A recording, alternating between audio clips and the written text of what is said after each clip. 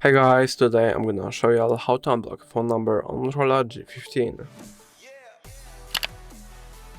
Firstly, go into the phone's app.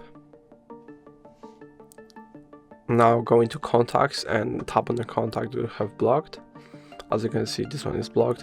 Now I can block him just by simply by scrolling a bit down and tapping on unblock numbers, or tapping on the gear icon and then tapping on the unblock numbers.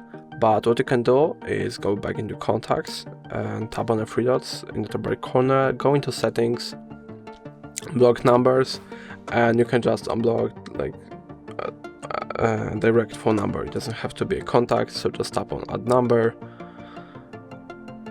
block, and as you can see, have these two phone numbers blocked. And now if I would like to unblock somebody, I just have to tap X, which is next to on the next side of the phone number. And that's going to be all.